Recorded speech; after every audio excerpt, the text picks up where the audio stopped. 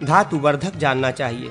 मधुर रस को विशेषतया शरीर के धातुओं की वृद्धि के लिए जानना चाहिए।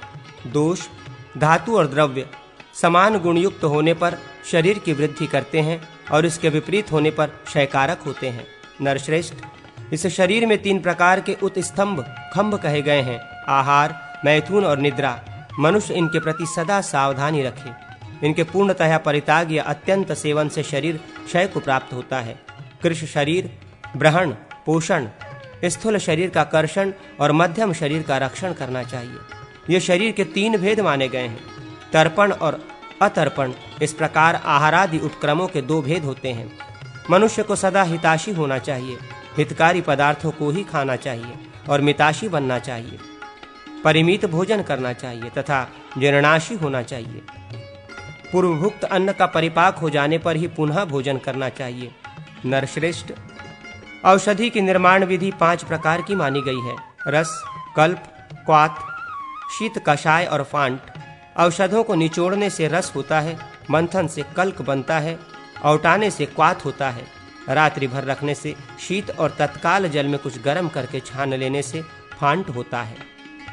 इस प्रकार चिकित्सा के 108 साधन हैं। जो वैद्य उनको जानता है वो अजेय होता है, अर्थात वो चिकित्सा में कहीं असफल नहीं होता है। वो बाहुशौंडिक कहा जाता है। आहार शुद्धि अग्नि के संरक्षण, संवर्धन एवं संशुद्धि आदि के लिए आवश्यक है, क्योंकि मनुष्यों के बल का अग्नि ही मूल आधार है। बल के लिए सैंधव लवण से युक्त त्रिफला, कांतिप्रद उत्तम पेय, जांगल रस, सैंधव युक्त दही और दुग्ध तथा पीपल का सेवन करना चाहिए। मनुष्य को चाहिए कि जो रस या धातु आदि अधिक हो गए अर्थात बढ़ गए हैं, उन्हें सम करे, साम्य अवस्था में लावे। वात प्रधान प्रकृति के मनुष्य को अपनी परिस्थिति के अनुसार ग्रीष्म ऋतु में अंग मर्दन करना चाहिए, शिशिर ऋतु में साधारण या अधिक, वसंत ऋतु में मध्यम और ग्रीष्म ऋतु में विशेष रूप से अंगों का मर्दन करें। पहले त्वचा का, उसके बाद मर्दन करने योग्य अंग का मर्दन करें। स्नायु एवं रुधिर से परिपूर्ण शरीर में अस्थि समूह अत्यंत मांसल सा प्रतीत होता है। इसी प्रकार कंधे, बाहु, ज्वानुद्वय तथा जंघाद्वय मांसल प्रतीत होते हैं। बुद्धिमान मनुष्य शत्रु के समान इसका मर्दन करे।